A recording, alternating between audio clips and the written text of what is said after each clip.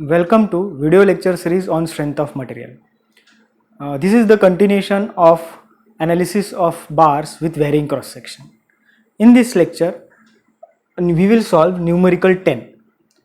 In this numerical, a round bar is shown. So this is a round bar which is subjected to a tensile force of 50 kilonewton. So 50 kilonewton का एक tensile load इस पे apply किया गया है.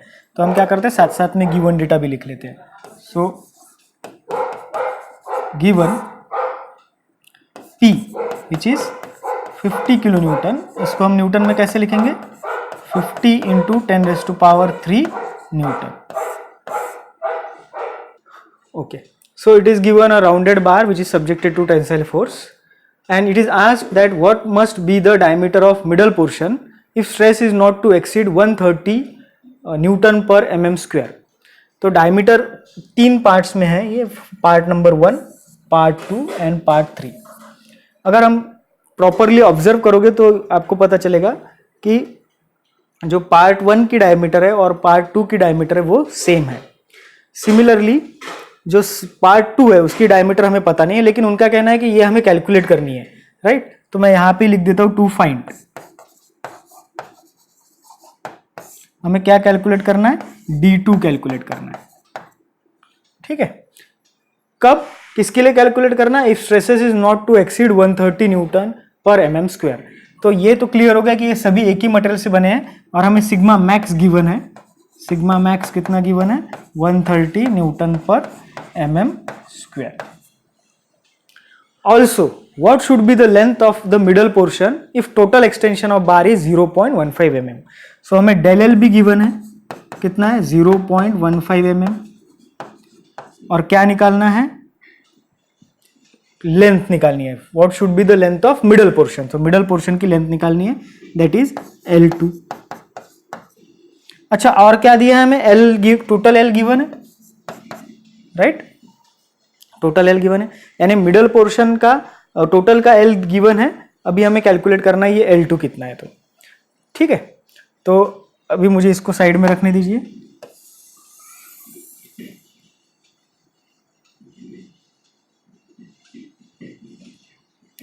अभी हम करते हैं, कैलकुलेट करते हैं सॉल्यूशन. तो सबसे पहले हम क्या करेंगे, एरिया कैलकुलेट कर लेंगे. ठीक है,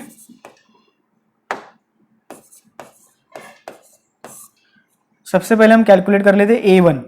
तो जितना एरिया 1 का रहेगा उतना ही 3 का रहेगा, राइट. तो मैं ऐसा लिख सकता हूँ यहाँ पे A1 is equals to A3. Round है इसलिए फॉर्मूला क्या रहेगा, π/4 इंटू 40 स्क्वायर. तो A1 is equals to A3 is equals to, ये आ जाएगा 1256.63 mm square.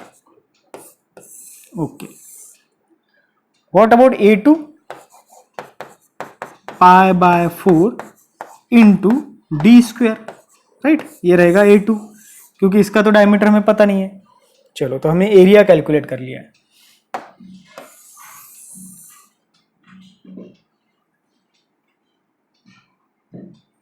ठीक है, अभी नेक्स्ट स्टेप जो रहेगी उसमें हम कैलकुलेट करने की कोशिश करेंगे डायमीटर. तो हमें स्ट्रेसेस पता है, स्ट्रेसेस कितने दिए हैं उन्होंने, मैक्सिमम स्ट्रेसेस 130 न्यूटन पर mm स्क्वायर, राइट. तो अभी हम क्या करते हैं, यहाँ पे लिखते हैं sigma max is equals to load upon area. Sigma max दिया है, कितना दिया है सिग्मा मैक्स, 130. लोड दिया है, लोड कितना दिया है, 50 into 10 raise to power 3.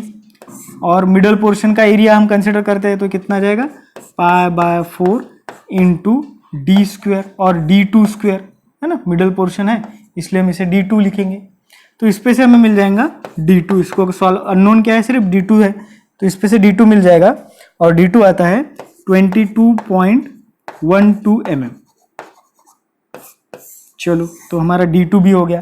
To find में हमारा D2 था, D2 हमने कैलकुलेट कर लिया. इसको भी हम थोड़ा सा साइड में ले लेंगे.